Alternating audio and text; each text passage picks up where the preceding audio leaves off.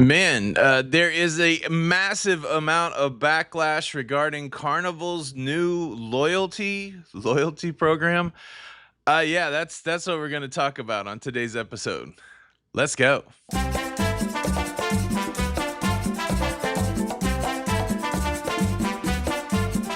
Hey, what's up, everybody? Welcome to La Lido Loco. Welcome to the Cruise Show.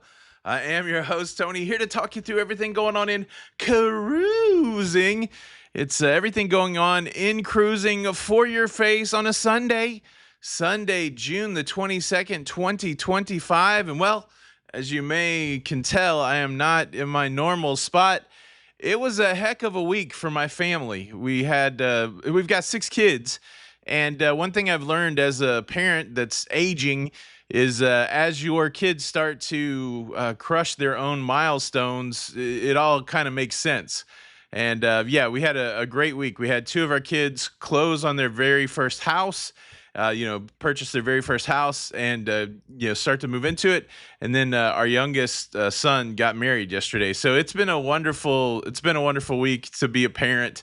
It's always great to be a parent, but then, sometimes things are amazing. So, just coming off the euphoria of a wonderful wedding day yesterday, and excitingly, it doesn't happen very often, but I'll get to see all 6 of my kids in 1 week. So, good stuff. Going to be on the road for a little longer, but man, the last show that we did was on Wednesday of last week, and I normally record in the morning. It's 6:51 a.m. as I'm recording this, and so I recorded the show last Wednesday, 7, 8 a.m. at home there in Florida.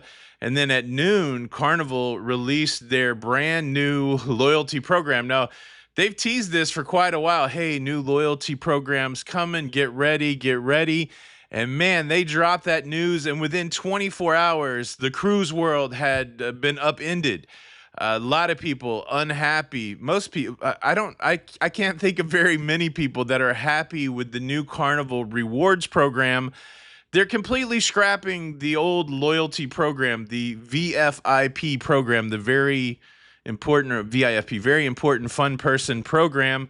And that program was really just based on how many days you were on the Carnival cruise ship. So if you went on a 5-day sailing, then you got 5 points, and those 5 points eventually resulted in some sort of a loyalty tier.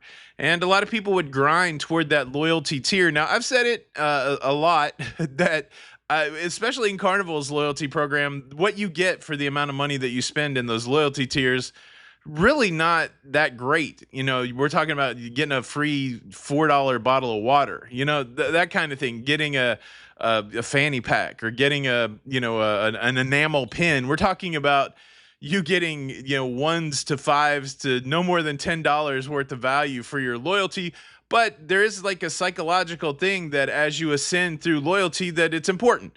And certainly people that get to the platinum and diamond level of that old VIFP program, there was some perks in there that were nice. Once you got to platinum, you got laundry, and you got priority embarkation and disembarkation for the cruise, priority embarkation and disembarkation at cruise ports. You would get a special party. There would be some milestone cruises where you could get, I think you could get a free cruise once you got up into the diamond status. But yeah, it's all changed. It's all changed, and a lot of people feel betrayed. And so I've been watching, in between doing all the cool family stuff, I've been watching to see exactly how people are feeling about it. And most people feel, like I said, betrayed. The new program that was, brought forth on Wednesday was the Carnival, I think it's just rewards program. And it's based not necessarily on the amount of days that you sail, or maybe not at all on the amount of days that you sail, but rather the amount of money that you spend. And let's try to break it down, right? The saying is that if it's not broke, don't fix it. And there's some people that are saying, look, we love the old Carnival program. Why are you changing it? Well, for Carnival, that program was broken. If you listen to any of the messaging that came out around the announcement of the new program, or any of the follow-up messaging that came primarily through the brand ambassador, John Heald, they would say very subtly that our current program is too heavy on the top end. And I guess without spelling that out specifically, it meant they had too many platinum and diamond cruisers. And so the program was either undoable or it was a financial burden or both.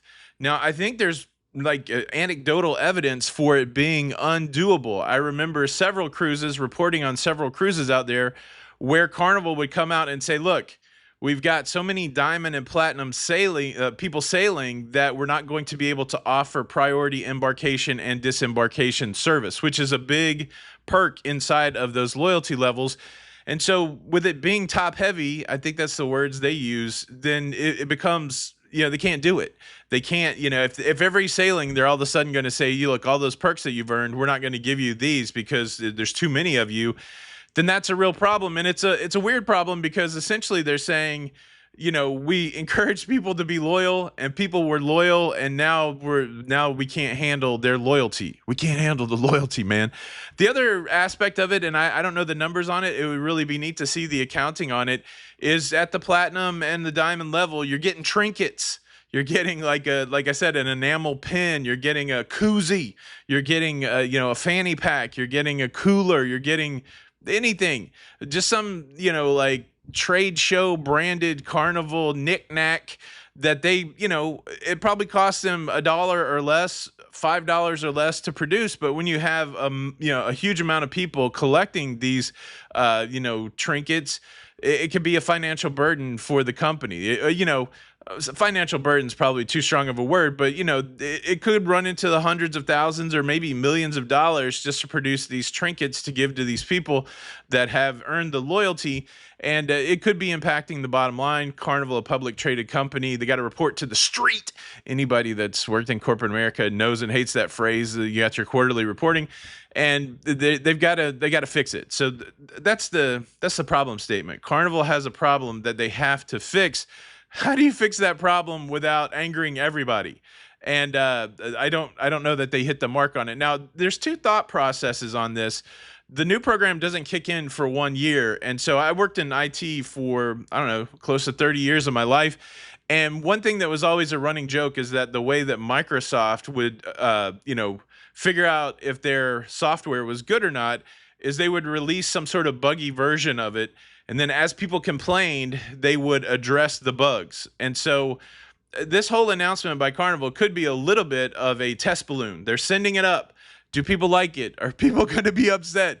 They definitely got feedback, right? And do we need to make some adjustments? I believe there could be some validity to that thought process because almost within 24 hours of the backlash of the announcement and the subsequent backlash, immediate backlash, Carnival's already saying things like, hey, it's a year out. This thing might not be set in stone. There could be some tweaks. There could be some changes. Please stop freaking out. Hey. So that makes me think that maybe the broader it works two ways. They love the program. One way is they love the program and they were going to put it out and they thought everybody else would love the program. And then they were going with it because there's a lot of marketing around it, like really some slick videos and a lot of promotional stuff. It seemed like they were excited. It seemed like they were excited about their own program. But then, like I said, within hours, the backlash came hot and heavy. And within 24 hours, you've got brand ambassador John Hill going, whoa, calm down, everybody. It's a year out, and this could change. So chill out. I guess quickly on the John Hill topic, social media is tough. We've talked about this before. You put yourself out there in front of thousands of people, and there's going to be some people out there that say some horrible things about you. I saw some stuff like where they said horrible things about his daughter. I've heard people publish. I've seen videos where people have published where they're completely disparaging and really an unreasonable way the leadership at Carnival, like in a real personal way. I don't get it. Like dissent, right? Dissent, be unhappy with something, but I feel like you could do that without personally attacking the people. Please, I don't know. I don't even know who I'm talking to. It just blows my mind. And you can see the stress, like in John Hill, that, he does a really good job of interacting with all these people, but it's got to be hard if people are like saying poor things about your wife and your kids and your colleagues. Yeah, it's that social media life, but I don't know. I just don't think at the core people are horrible, but I think given the ability to be horrible with some form of anonymity, that people will be horrible. And I guess my appeal would be don't do that. Don't do that. So look, I've said a lot. I've got more to say, but ideally, this seems like it's a program in flux. That maybe what we got at the initial announcement's not going to be what it's going to be a year from now. The big problem, and I think this would have two things. I keep saying two things. I do want to address the new program is based primarily on people spending money. And I for one, I'll come out here and say I like that. I feel like I feel like you show loyalty to a company by spending your money, not just showing up. We're talking about businesses that are for profit. Businesses that are for profit love you showing up, but they need you to spend money. Think about Starbucks, for example. They offer free Wi-Fi. They'll let you come in and get a free water and use the free Wi-Fi. But ideally, they don't want you just sitting there drinking free water and using free Wi-Fi. They want you to not only show up, but they also want you to spend money. That's true for businesses. That's true for cruise lines. They want you to not only come onto their cruise ships, but they want you to spend money. And it always baffled me that they never rewarded people for spending money. And so they're keen to it. They figured it out. Let's reward people for spending money. It always baffled me that somebody back in the day could spend $300 or $400, back when you could spend $300 or $400 on a 3 or 4 day or a 5 day, 7 day sailing in an interior cabin. And then somebody else would spend $1,500, $2,000, $3,000 to sail in a suite and essentially get the same loyalty, credit. Like on a 7 day sailing, the interior person got 7 loyalty points. The suite person got 7 loyalty points. It just never made sense to me. I felt like the person that ponied up for the suite should have got some other kind of perk. That's one thing. And so the new program is based off of spending. But I think the big challenge for Carnival and the big miss for Carnival is they decided to make the loyalty tiers where you had to re-qualify for them. I think they would not have caught as much backlash as they caught if they had made a program where your loyalty level does not expire. Because think about it. The loyalty perks are not that good. So people were definitely not grinding loyalty for the perks. I think if you sat down and said, look, why do you want to be a Diamond Cruiser? I don't think they're going to be like, oh, because I really love priority embarkation. I think they like to show with their actions that they are loyal to a company and they just want the company to say thank you for being loyal. If you go on a Carnival cruise, people wear their lanyards with their status symbol right there. It's like having the Mercedes emblem right there. I'm gold, I'm diamond, I'm platinum. I did the thing. I think people like that. There's a psychology there that, I think people like the fact that they can demonstrate that, man, I'm a Carnival person and I love it. And look at this. And with this new program, this new offering where you have to requalify, I think that wipes all of that out. And for me, that's where the danger comes for Carnival, because like what I'm saying here is I believe at the end of the day, the loyalty program as it was more of a psychological capital than an actual transactional capital. People were more excited about the idea of loyalty than what you got with loyalty. That's what I believe. I believe it's a psychology thing. And with this change, almost within a 24-hour period, at least the way people are speaking out, they've wiped out that capital that they had built psychologically over the loyalty system. And so how do they fix it? I don't know. I think you have to have a loyalty program that you do not have to requalify for. Think about this. Somebody's cruised for 25 years. They've gotten to diamond status, and it was a grind. Maybe they're taking one cruise a year, but eventually they got to diamond status. Well, under the new program, they're saying in 6 years, if you can't keep up the pace, then you're not diamond anymore. And that person's going, I spent 25 years becoming diamond. I love you, Carnival. Why are you pooping on me like this?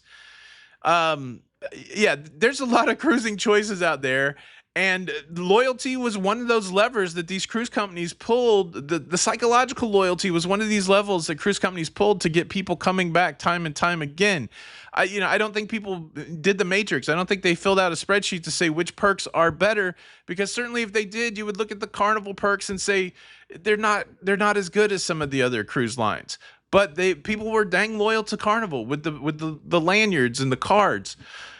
They've got, I think in the next iteration, and I'm pretty sure there will be a next iteration. Maybe there's two things again. There's two ways that the company that could go. The company they maybe have done the math. They maybe had the whiz bang say, okay, if we lose, 50% of our loyal customers, that may fix our problem, because right now our program's not working. We can't provide everything that we're providing. If we lose 50% with the influx of cruising what it is now, then we'll be fine. Somebody's done the math on that. Somebody's done the will be fine on the math on this, because there's no way they release this program without analyzing it a lot. Big corporations, leadership, those kind of things, they do dumb things sometimes. But I would argue, because I've been in those environments, most of the time those decisions are not made without calculation. Somebody has thought through what the potential outcome will be.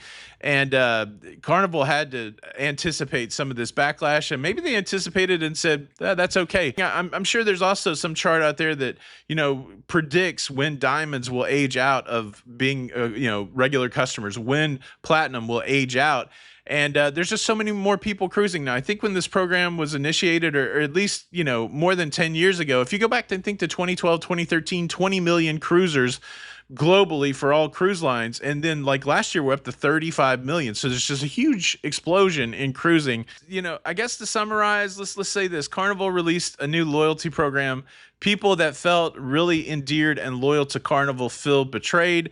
Carnival says this may not be the final iteration of this program, but the question becomes: has the damage already been done?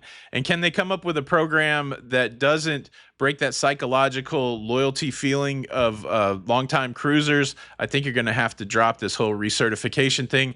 But how do you fix your program that's top heavy? And how do you reward people for spending money, which I think you should? Those are a lot of open questions. I think Carnival finds itself in a pickle, and it's going to be interesting to see if this backlash equals fallout, less bookings, that kind of thing, or if it's just a loud cry that goes into the nether and nothing happens.